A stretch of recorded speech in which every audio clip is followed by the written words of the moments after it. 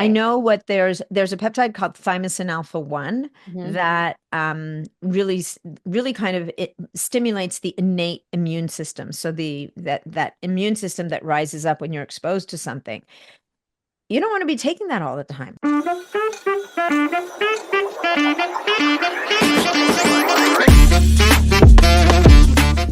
All right, y'all. I'm here with Natalie, and I'm so excited about this conversation, Natalie. Before I hit record, I was telling her how y'all listening love all things longevity, and so this is going to be a perfect conversation. So thank you so much for joining us today, Natalie.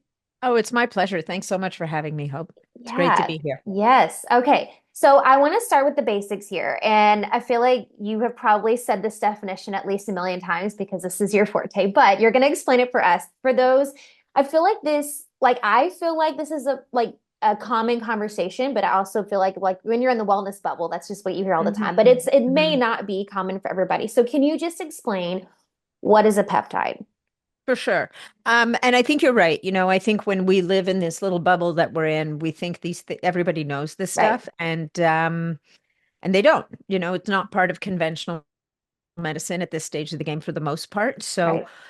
So what peptides are by definition, they're small proteins. So they're proteins that are made up of 50 amino acids or less. Now, an amino acid, for some of your audience may know this, some may not. Amino acids are the building blocks of proteins, and proteins fundamentally make up our body. All kinds of proteins like enzymes, hormones, everything's a protein. Your muscles are made up of protein. Your skin's made up of protein. Everything's a Mhm. protein. Now, in the case of peptides, when we're talking about the peptides we're talking about today, we're talking about signaling proteins that are signaling molecules in the body.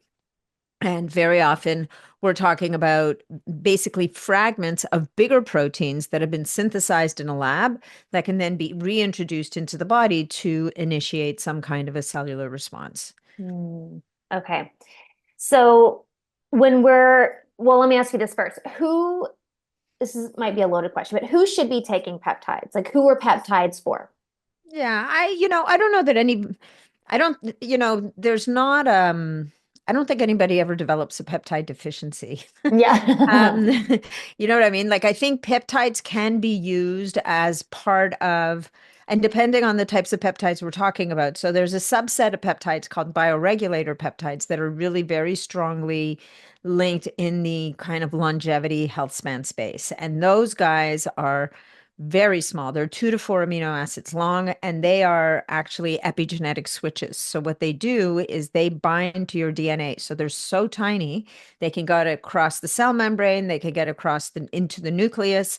They bind to DNA and they trigger the upregulation of certain proteins to Mm, help to rejuvenate the cell and tissue or organ from within. mm, So those ones you could argue, you could say that anybody over the age of 40-ish probably might want to consider thinking about bringing those into kind of like a longevity kind of health yeah. span plan. Yeah. Yeah. The other ones we more often talk about, which are the longer chain peptides. So things like BPC 157, your Mhm. audience may have heard of, or thymosin beta 4 or TB 500, CJC 1295, ipamorelin, like these, they have crazy names. And all of these peptides are really, sometimes they affect genetic expression, but for the most part, they're signaling molecules.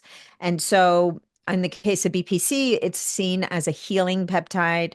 Thymosin beta 4 is also healing, but also immune. Like thymosin comes from the thymus gland, that's your immune gland. There's the CJC 1295 and ipamorelin. These are growth hormone secretagogues.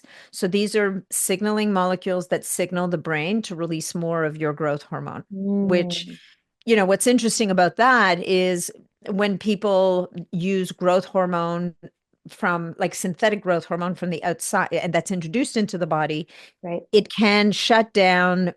Growth hormone operates in the body on a negative feedback loop. The more there is, eventually it shuts down your own production. So the challenge with introducing growth hormone from the outside is it can eventually shut down your own production if it's Right. overused. Right. Also, growth hormone, more than anything, is very much a sweet spot. It's a Cinderella hormone. Too little is no good. Too much is aging, and just right can be helpful for It can be helpful for skin. It can be helpful for the brain. It can help people recover better from their workouts. Mhm. So, but it's by and large, it's one of those ones that you don't want to go too high on. Mhm. And in the presence of certain conditions, like for example, cancer, you don't really want to push the growth hormone lever. Right. That's not the time to be Right. growing things. Right. Um, so you have to be mindful. It's a good idea to be working with a practitioner, and it's a good idea to cycle on and off. And I would Mm. say that for all the peptides, for the most part, in my opinion, they should all be used in a way where we're cycling on and off of them. Okay. So the BPC and the TB500 or thymosin beta 4 that are repair peptides, I think are very valuable when we need extra help recovering from an injury. Mhm. Or in the case of BPC, can be very helpful kind of as part of a program to heal the gut, Mm. right? And so a lot of people will say, well, all you need for gut healing is BPC 157. Mhm. And BPC 157 indeed will trigger healing of the gut. But the problem is that if you haven't addressed the reason why your gut needs Right. healing in the first place, Right. it's not going to fix that. It's Mhm. not going Mhm. to restore the balance in your microbiome. Yeah. It's not going to, it can't undo, it can't Right. correct a fungal or a microbial overgrowth, for example. So Mhm. the beauty of peptides is they're very powerful, but the danger of peptides is because they're so powerful, people have a tendency to look at them as a one trick, as like a Right. silver bullet, Right, right. right? That's what I was going to ask because I think, especially I've heard a lot about the BPC and, it's like the fountain of youth and it does all these things with repair, recovery, and I think people do see it as like this quick fix thing. But that's not how it works. Well, and you've got all these people, the challenge of the influencer space, and I mean, in many ways, I guess people would call me an influencer, but depending on a particular influencer's proclivities and their tendencies and their background and what they're being driven by, you're often looking at people who are really, really driven by moving a bottom line, and Hmm.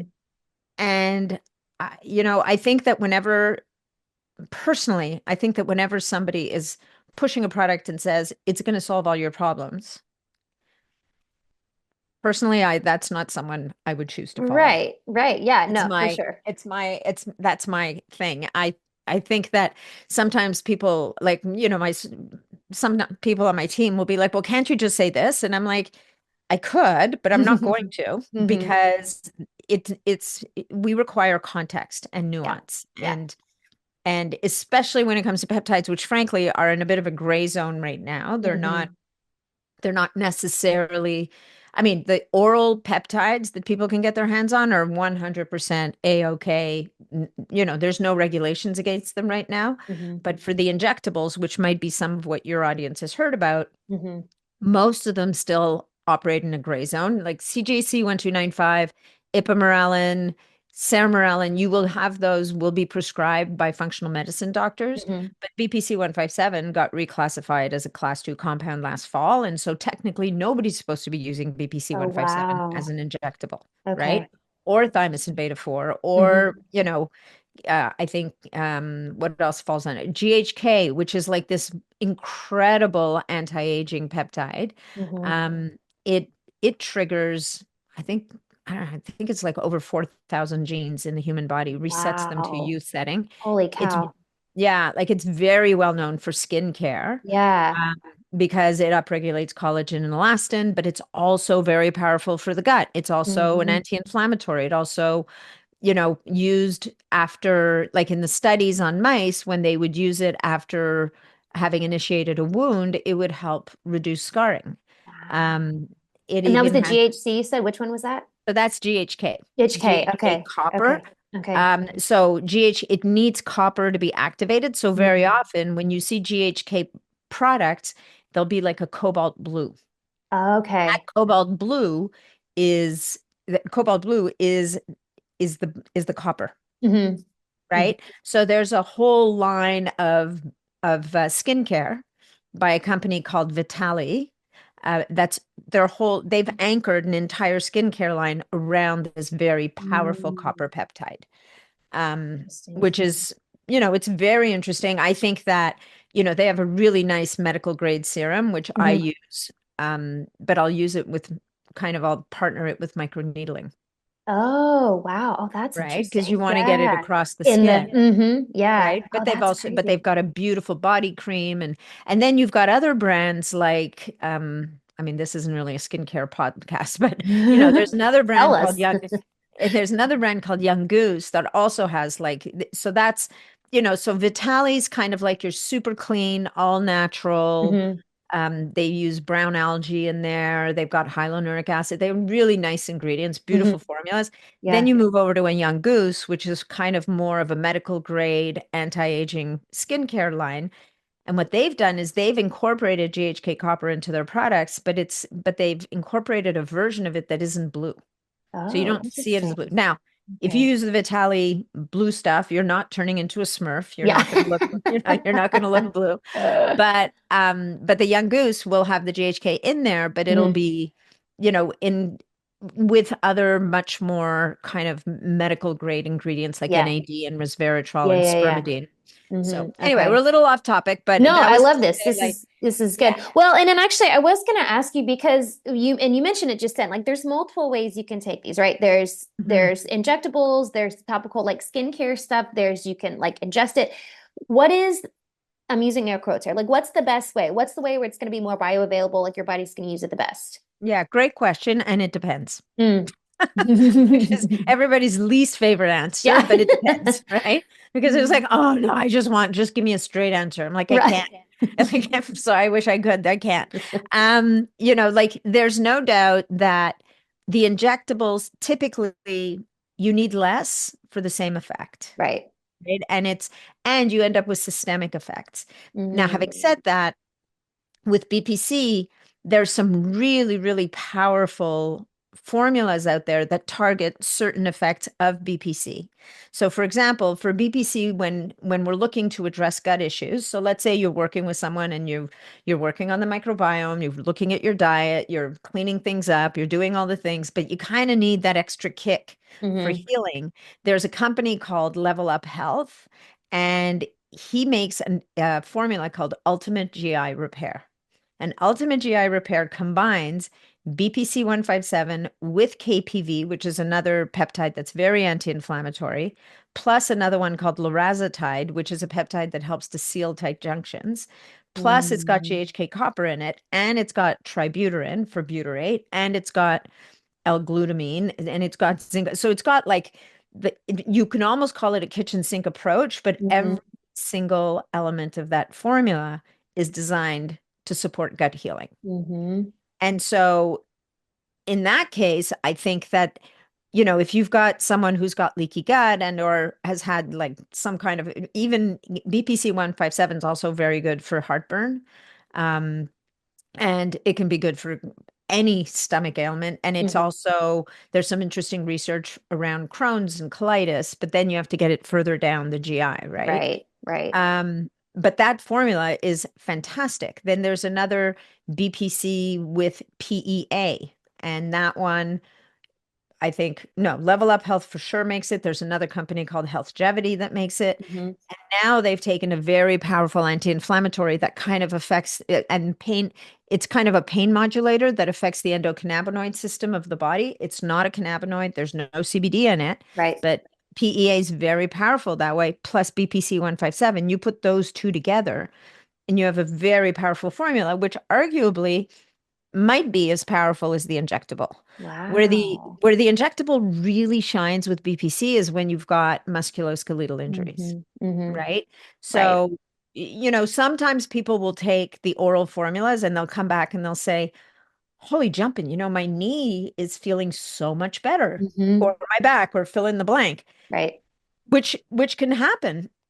That's usually because they have a little bit of inflammation. Like it's not usually going to resolve more serious issues. Yeah. Yeah. Right. Yeah. So, and this is another one, when people have pain in a joint, let's say, and they start to use BPC and then they come back like a month or two later and they're like, oh, didn't do anything for me. Hmm. Okay, well, there's a checklist of reasons why that might be. Number one, they may not have used the right dosage. Hmm. Number two, they may not have used it long enough. Number three, and this is the big one, if you haven't, it's just like the gut. If you haven't addressed the biomechanical issue Mm, that's driving the injury, or let's say you've got a meniscus tear, or one of those injuries that is just really, it's very hard for the body to heal it, even if it's given the signal. right, It might not be the right thing for that, right. or so there's any number of explanations. So I'm not to discourage people or to tell them this is all whatever, but just to explain that I feel like a lot of people come to peptides and they're like, oh my God, these things are amazing, and Right. they Yeah, are amazing, and they too have limitations sure. and parameters around which we need frameworks Yeah, that we need to use them in so that we get the best benefits. right, right. So for those like for like using the skincare, because you gave so many good examples of that. Like, because you were saying like it's something that we should typically cycle on and off, like for skincare products. Are those something that you could Yeah. use long term where it's you don't have like are there risks involved with taking any of this long term? So the skincare, I would say no. I Hmm. mean, I've had a couple of people come back to me after using the copper products for a really long time, saying that they felt that maybe their copper levels were a little high. Mm, hmm. I think it's still a little uncertain if that's really what was driving Yeah, it. So yeah, that would be the only one. I would say for skincare, you don't need, I don't worry about cycling for yeah. skincare. Okay. For anything we're going to ingest and we're going to inject, then yeah, I do worry Hmm. about cycling because you're Hmm. talking about very, very powerful signals here. Yeah. And, nobody likes to get yelled at, including your body. That's a great point. I love how you said that. Like, it's being asked to do something. You're initiating a response of some kind. If after a period of time it hasn't worked, then you're barking up the wrong Yeah, tree. yeah, yeah. Yeah, right, right. Yeah, I think you made such a good point about all that because it's like anything. And people come to me too and they want the magic supplement that's gonna fix all the things. And it's like, okay, well that's not a thing. Like there's No, like not we've really. got to like look deeper and address multiple things. And yeah, so I think that's a great point. What what would be the risks like of taking these or like what would be the downfall? Like I guess what could happen is what I'm asking. Like taking those too Yeah. long, like without the cycle on and off kind of thing. I don't know that anybody really fully knows that. I mean, one of the big issues with peptides is although there is quite a lot of research, there's not enough research, and there's particularly not enough human research, Right, right? right, right, right. So I mean, in certain cases, you could you could cause receptors to become less sensitive, Mm, right? In right, some cases, it's just, I mean, it's almost impossible to say. I right. know what there's a peptide called thymosin alpha 1 Hmm. that really kind of it stimulates the innate immune system. So that immune system that rises up when you're exposed to something. You don't want to be taking that all the time. You Right, don't, I mean, unless your innate immune system, you have some kind of condition going on where it's constantly depressed. right. And so you want to kind of shore up your defenses, but that's a conversation you need to have with your doctor, Hmm. right? Hmm. But you don't want to always like not pathologically, but chronically Yeah, be keep it on pushing high the same alert. button, Yeah, yeah, yeah, yeah. Yeah, for sure. right? No, that makes sense. And there are people that would argue with me on that one. Hmm. There's definitely people that would Sure. say they don't agree with that, and that's okay. Yeah, There's yeah. different voices in the space. That's But it. GHK is another one that I think some people just want to use all the time. And Hmm. the argument they make for it, which is not completely invalid, is that when you're young, you have very high levels of GHK in your blood. Hmm. As we age, those levels plummet. Hmm. So there's an argument that says if it's reparative and rejuvenating and all Right. that stuff, then maybe we should just be replenishing it as we Hmm. age. Hmm. The only challenge with that argument is it doesn't take everything into consideration. And I'll give you I'll base it on a conversation I came across on growth hormone. Hmm. And we know that growth hormone drops as we age. Right. And there was a paper that I read, and I should have kept it, but I didn't, where they were talking about maybe growth hormone needs to be lower as we age. Maybe we Mm, don't want as high growth hormones as we age because interesting. maybe if you think about it, we accumulate a lot of DNA damage as we age. And if we had the same growth hormone levels that we had when we were younger, is it possible that we would see more occurrences of things like cancer and whatnot? Mm, And I don't know, there's not a straight line between growth hormone and cancer, yeah. like the development of cancers, let's say. But I think it's enough to take a pause and Mhm. say, we're kind of messing with Mother Nature here, right? And Hmm. and that's Hmm. what we do because we want to age better Right. and we want to be vital until the last day that we take breath on this earth. We just want to get taken out in one fell swoop. And which is a noble goal, right? Um, but I think we need a little more data. Yeah. We have to be Yeah. mindful that we're not for you could make the same argument about bioidentical hormone Sure. replacement. Like Sure. I'm a huge proponent of that. I think Hmm. it's as long as you've done your homework and you Yeah. keep an eye on things, it's the best thing ever because I don't want to age the way that Mother Nature Right. has laid Right. out for me, Right. right? Right. Right. Yeah. We've talked about it on the podcast before. Like there is a lot of risks of living out the rest of your days with all of those hormones low. And yes, I mean, I'm with you. Yeah. Yeah. And so but what we're not doing is restoring our hormonal levels back to where they were when we Right. were 20 and 30. Right. We're restoring them to a level that will help us to slow things down and to Exactly. look and feel and operate better. Right.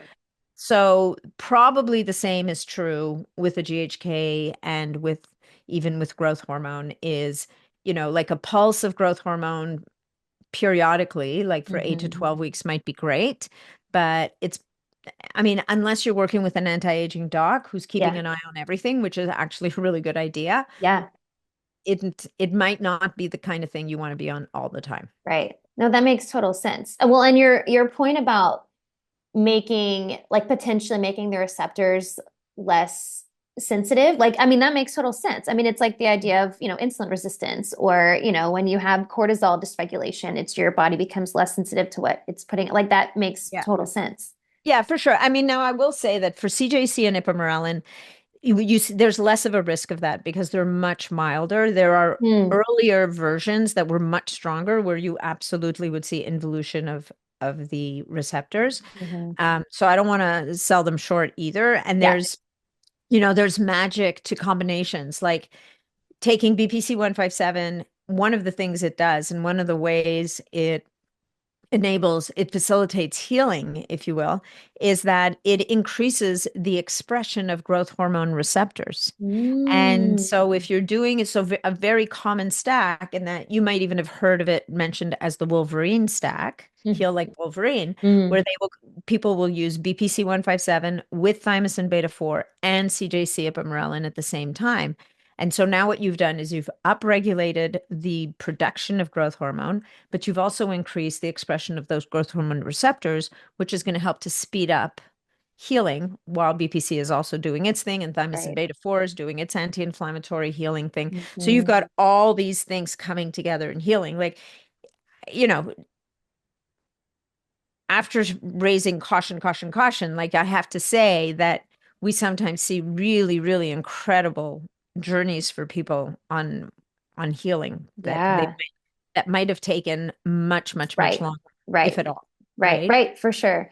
Well, and that leads me to my next question. So, how do you, well, I guess two parts of the question is, how do we do it safely? But I think it's like, how do we know who to trust? Like where we're getting it from? Like what, how do Yeah. we know to That's trust?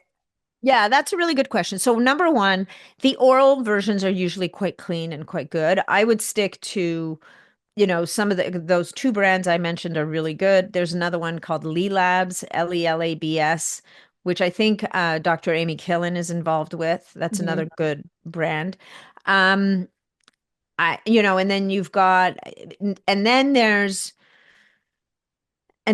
a whole subcategory of research labs that people will go to because they'll be getting their injectables from there. Hmm. And Hmm.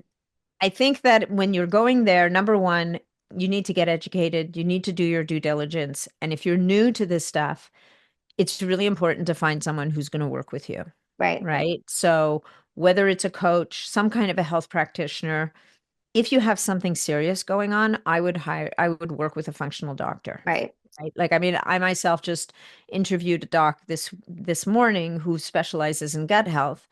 And when I asked him where do peptides fit in for him, he said, they kind of come later. And Hmm. it's a little bit what I said before, because if you haven't addressed what's driving the issue in the Right. first place, Right. you're kind of throwing a lot of money at a problem that maybe Hmm. could, number one, maybe could be solved otherwise, or all you're really doing is, instead of snuffing out the fire, you're just bringing it down. But the minute Hmm. you turn your back, it's going to flare back up Right. again. Right. Yep. Yep. Exactly. That makes total sense. So do you suggest if someone's like doing it on their own, you start with the ingest, like the ones that you ingest? Like, is that the best place to start if you're doing it on your own? Well, if you're doing it on your own, you're going to have to do a bunch of research, Yeah. Yeah. right? I mean, I just literally today got an email from a guy who's like, "Oh, I just bought this based on your recommendation in a podcast. What do I do with it? And how do I know that it's good?" And I'm like, "Well, why did you buy it? Like, I Right. mean, don't go buying stuff you don't like. You don't go buy a car if you don't know how to drive. That's Right. ridiculous. Like, if you do, you're going to hire a driver. Like, Right. and I'm not to be disrespectful. I think people get really excited and stoked about this stuff and they Sure. get really carried away and they're like, "Oh my God, I'm just going to go, like, this sounds so Yeah. amazing." I want to be 25 again. Yeah, like I want to heal like Wolverine. I want to do all the Yeah. things. I can't tell you enough that if you're going to do this on your own, then go take a course. Mm. Like, I mean, I have a membership community. People can join the membership community. If they join as an annual member, they get access to like a peptide crash course, which will Awesome. at least give them, I mean, it's not like a 3.0 course, but it's enough to kind of give you grounding The in the basics. Yeah. Yeah. yeah. And then you're in a community with people. And I will say, I have a Facebook community that's way bigger than my membership community because you have to pay to be in the membership and Hmm. you don't in the Facebook. And the challenge with the Facebook community, it's amazing. It's almost 30,000 people, Wow. but it's like another Reddit. So you get Yeah. everything in there. You get Yeah. everything from, doctors trying to make a name for themselves to Joe Blow, who Yeah. decided he's the new expert on the block. And I don't know, like personally, that's not necessarily where I'm going to go get information Yeah. like that. Yeah. But we do have recommendations there's a couple of labs that we work with that we think are great, Hmm. that we trust. But you have to do your homework. Yeah. Yeah. No, that's good advice. I mean, I think that I feel like that should go without saying, but like, I mean, to your point with the email you got today, you have to say it. Yeah. You have to say Well, it. and I think there's this narrative out there that peptides, because they come from the body, because they Right. originate in the body, they're Hmm. super safe, Yep. Yep. right? Yep. Yep. Um, and I think they kind of are, but things can go sideways really easily. Sure. People Yeah. can have an allergic reaction to certain peptides. BPC 157, as much as it is phenomenal for the brain, it's phenomenal for inflammation and pain and healing and all the things. There's a small subset of people that actually respond really badly to BPC. It Mm. makes them a little bit crazy. They get Hmm. anxious and Hmm. mad and so you got to go. So nobody's going to be able to tell you if you're going to be that person. Right. So what I will also say is if you decide to fly solo, take notes, keep a diary, Mm. write down everything that you do. Like the best biohackers are engineers, right? Because they make spreadsheets for everything. Yeah. I don't know if you've ever had an engineer for a client, but they come in and they've got like 5,000 spreadsheets and they know exactly what time of day 27 years ago they first took Right. a supplement. And you're like, whoa, like who keeps records like this? They have their blood work from when they were 5. It's Yes. Yes. nutty. So most of us are not that diligent. We're just not wired that way. But when you start something new, and especially if it's going to be a peptide, I mean, anything really, but make sure it's the only new thing you're doing right now. Hmm. Hmm. Keep a diary, monitor how you're feeling physically, emotionally, like all the things, and be willing to accept that possibly in some cases A, it could be working really well for you, or B, it could be making you feel awful. If it's Right. making you feel awful, stop. Even if it's making you feel good in one way and awful in the other, stop. Wait for the symptoms to completely go away, start again. And if the symptoms come back, then you have your answer. Hmm. That's good. That's good advice. Yeah. I mean, I think finding an expert, whether it's functional medicine doctor or someone like you who is an expert, I mean, I think that's the best route to go, just to be able to have that support. Yeah. And And not make all the mistakes that everybody makes. Like yeah. we've all made the mistakes. I woke up in the morning one day with like a golf ball right above my knee from a histamine response that Oh my gosh. I'd completely dismissed. Like I thought it was the summertime. I thought I was getting mosquito bites or something. And it took that for me to go, wait. Actually, those mosquito bites, those are in all the places where I've injected. Oh my gosh. So they weren't mosquito bites. They were like little tiny histamine Holy reaction, my immune cow. system telling me to back off. Yeah, yeah, And yeah. I ignored. And then I did like this giant shot with all the things in my knee at the same time. And it was like, and my immune system said, all right, it's enough now. Yeah. We're drawing a line in the sand. Oh my This is not gosh. okay. Listen to the signals, people. Yeah. Yes, we Listen to your can't. body. Pay Yes, attention. yes, yes. This is so good. I mean, Natalie just gave you so many things to look up right now, like all the brands, all the things. Like, Sorry. this is no, this is a good thing. This is great. This is so good. Okay, I do have one more question I want to ask you before we wrap up.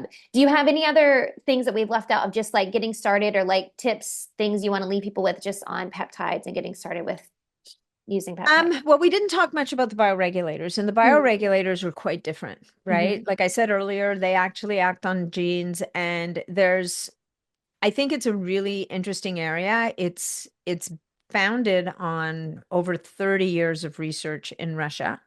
So a lot of it on humans. Hmm. So in many ways, the bioregulators are better researched than almost Mm. any other, it's certainly more formally researched than many of the other peptides people use. They don't necessarily, um, they can be used therapeutically, but it's always in conjunction with conventional treatment, as some other kind of treatment, right? It could Okay. be herbal, whatever.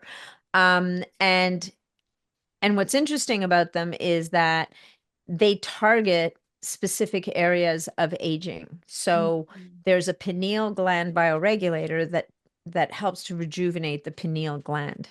And what the pineal gland does, it's this tiny little gland in your brain. It regulates your circadian rhythm, it regulates your melatonin production. It is your master endocrine regulator. It helps to regulate the length of your telomeres on the end of your Mhm. DNA. So it's they're very, very interesting compounds that you've got bioregulators for the heart, for the lungs, for the liver, for the kidneys, for the ovaries, the testes, the prostate, Wow. the adrenal glands, the thyroid gland.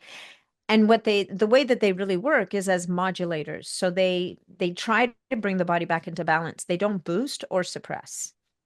So when I talk about peptides quite often, I talk about those a lot Hmm. because in many ways I think that they're absolutely much more they have a much easier safety profile Hmm. because they're not pushing a pathway. Now, Mm. that's not to say that those longer chain peptides don't also have a pretty decent safety profile. It's just that we don't know as much. And because, like, for example, with the thymosin alpha 1, if it's boosting innate immunity, if you overdo that, could you become TA1 dominant? And Hmm. TA, so we don't want to be TA1 deficient, but we also don't want to be dominant. Right. So, the thymosin alpha 1 requires a bit more understanding and knowledge to apply properly, whereas the thymus bioregulator is really going to work towards helping the thymus gland to Hmm. work a little bit better. Hmm.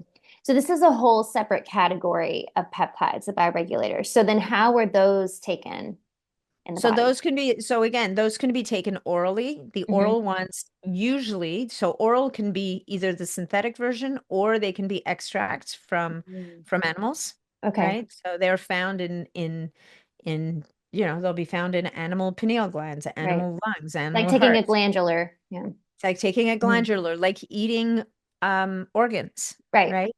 There's a Mm-hmm. reason why organ meats are so powerful, and Mm-hmm. this is probably part of that reason. Yeah. And or then in most cases, that amino acid sequence has been identified and it can be resynthesized in a lab. And when it's Mm. been resynthesized in a lab, it can now be introduced into the body either orally or by subcutaneous injection, or Mm-hmm. now we're starting to see sublingual drops. I'm Mm. seeing some transdermal drop. Like there's just because they're so tiny, I'm Mm-hmm. seeing all kinds of ways of introducing them. Yeah. So, but mainly oral and sub-Q. Okay. And so do you recommend starting there then? Like, do you recommend those over, the other ones that we were talking about? It depends. I mean, if you have a musculoskeletal injury that you're trying to, Like an and you're acute an thing. athlete and you're Yeah. trying to heal, Mm-hmm. then the longer chain peptides are going to do a lot more for you than the Right. bioregulator. Right. If you're someone in your 40s and your 50s saying, I'm starting to feel old, maybe I just need to give my body a little bit of a Mm-hmm. boost Mm-hmm. to like a signal to regenerate, then I might say the bioregulators might be a better choice for you. Okay. And But go ahead. sorry, but I've seen bioregulators be very helpful with people struggling with thyroid or with the Mm. pancreas or Mm-hmm. so they can, men with prostate issues, not prostate cancer, but men who get up to go to the bathroom like a Right. million times a night. Right. Sometimes doing the prostate bioregulator with the blood vessel bioregulator for a couple of cycles can Mhm. really make a difference. Yeah. Is this, do you still apply the same thought about cycling on and off of these or something? Yeah. Okay. Yeah. Just the Yeah. cycles are a bit different, but yeah, Yeah. definitely. Yeah. And then for as far as like sourcing this, are most companies selling these that with like So for sourcing, I have a page on my website. So the website's natniddam.com. There's a section called Nat Recommends. mm. And under Nat Recommends, having a Nat Recommends page lasted about 10 minutes. There's now 8 pages under Nat Recommends. And but one of those pages is oral peptides and bioregulators, I think. So if you go Perfect. there, those are the places where I would say would be great places to get what you're looking for. Perfect. That's perfect. Yeah. And of course, I'll put the link to that in the show notes so y'all can go check that out. Because that's the only resource you need. I mean, we're going to trust all of your research on that. Oh, So, oh God. Okay. Well, yeah, but you can still do your own due of diligence. course, of course, at And least to know I've what, got lots of podcasts on this stuff yeah. also. Well, at least knowing what brands to trust. I mean, I know I've had those conversations all the time with even just the supplements. Like, there's so many companies out there, how do you know who to trust? So, I mean, it's at least knowing what companies, brands, labs to trust. I mean, that's a big part of it. So, no, that's super helpful. That is Yeah, so 100%. fascinating. Yeah, yeah. So do you feel like, and maybe, I don't know, maybe that doesn't make a difference. Do you feel like like the results that people see, are they different with bioregulators versus the longer ones we talked about, or is it just depend? Yeah, I mean it kind of depends, right? I mean, definitely I've seen people's blood sugar number, their HbA1c, their insulin sensitivity get better with the pancreas bioregulator, Yeah, but they're also working on their diet. They're also sure, doing, sure. they're It's also not the doing one all the thing. other Yeah, things, yeah, right? yeah, yeah. It's you can't sit around eating candies and cake and taking the peptide bioregulator in between the pancreas bioregulator and think it's going to do much. Hmm. Um, but sometimes it's the thing that moves the needle, Right, right? right, right, right. I had a woman with Hashimoto's in my group who went into remission and she'd been battling Hashimoto's for years with her Mm. naturopath. And she brought in the thyroid bioregulator and Hmm. it seemed to be the final piece left. Wow, that's amazing. Hmm. That's cool. Very cool. I love this. Y'all check out the links to all that and all of Natalie's resources so y'all can get started with that. I have one more question I'm going to ask you. We already asked links, or you already shared the links, so we don't even have to, I don't have to ask about the links. So y'all go check all those out and her page for all the things that she recommends. The last question I want to ask you that I like to ask everyone is what do you think is the most important thing you can do to live with purpose? Mm. Um, Connect with your joy. Mm. Figure out what makes you happy. I think purpose is great, but purpose that's fueled by obligation is not real. It's kind of missing the point a little bit. Um, So it does take sometimes sitting down very quietly for a period of time and really understanding what gives you joy? And then when you think about what gives you joy, can you leverage that Hmm. to give back in the world? Yeah. Right. And Mhm. if that's the thing, if you can connect to that, then, as they say, you'll never work a day in your life. Yeah. And you will attract to you a community of people that are like-minded. Like all the things just kind of fall into place, Hmm. right? I mean, podcasting is a bit like that. I mean, those of us who are fortunate enough to do it and to earn a living at it, it's it's an amazing it's a gift, Yeah. right? It's a Yeah. true gift to be able to do this. And so I'm grateful for it every day. Hmm. So Yeah. I love that. That was such a beautiful answer. Thank you, Natalie. Thank you for sharing all of your insight. I'm excited to share these resources with everybody so thank they you. can take a really informed approach to this. So thank Right. you so much for all of that. My pleasure. It's nice to meet you, Hope. You Thank you. too.